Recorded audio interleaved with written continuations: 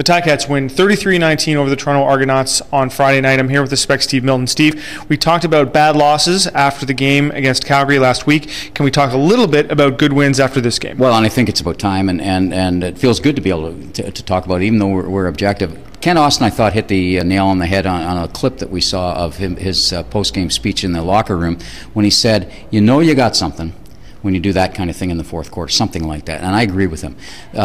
They did things in the fourth quarter they haven't really done, especially in games that they looked like they were going to let slip away. I laughingly turned to you one time and said, is that scoreboard right?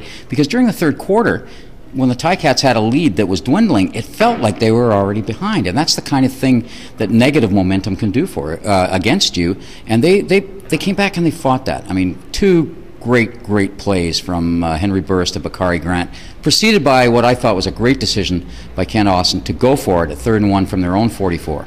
That allowed them. Now, the Argos went offside on that play, but they never would have gone offside. I think it was 3rd and 1 and they were punting. Yeah. I mean, they're not going to let that happen. So that really, to me, allowed the ball to stay in Hamilton's hands, and they had to keep it in their hands. They didn't have it at all in the third quarter.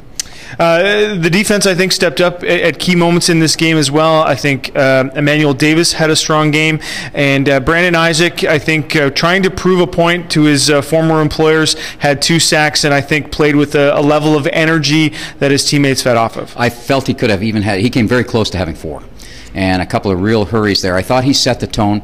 Drew, this team talks a lot about big plays, and if we look at the defense, I think quietly, because in the aftermath of the game, you kind of forget a few of the big plays they make. There's Davis's huge tackle to save essentially 4 points, I guess, because they forced the Argos to go for 3 instead of a touchdown. Now, I would have argued with that. Don't go. I mean, why not?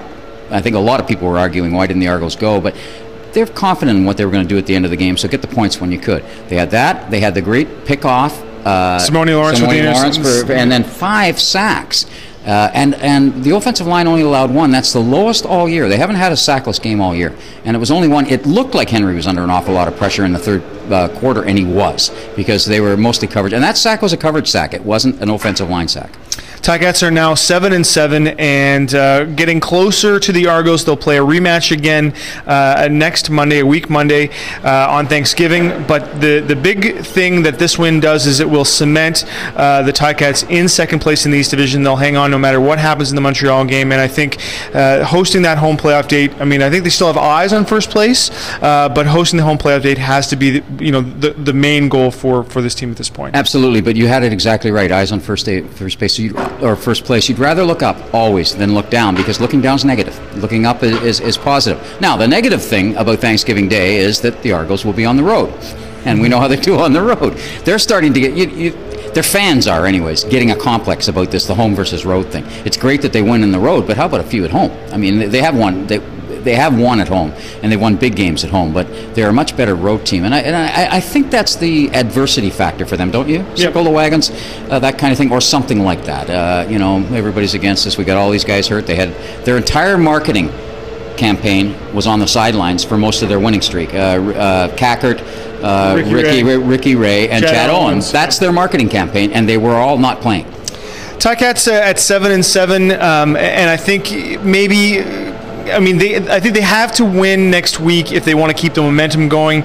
Kent Austin's talked a lot about momentum in the last couple of weeks. Do they have to win next week? Maybe I'll ask you. Do they have to win next week to cement this win? To certainly amplify it. Certainly amplify it and put it where it should be. If not, what we've got again is everything we've had for 4 years. 500. Up 1, down 1. Up 1, down 1, even. Up 1, down 1, even. And they haven't been up 1 this year, have they? No, just down 1 and down 2.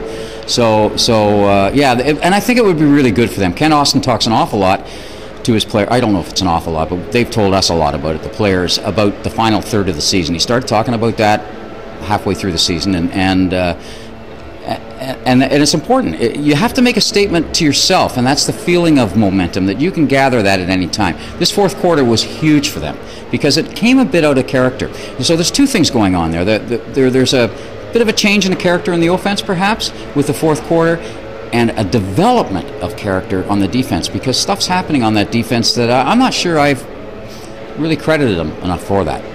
Make sure you check out Steve's column in Saturday Spectator, as well as my game story and the Scratching Post blog for all the up-to-the-minute Ticat news. Reporting from Toronto for the Hamilton Spectator with Steve Milton, I'm Drew Edwards.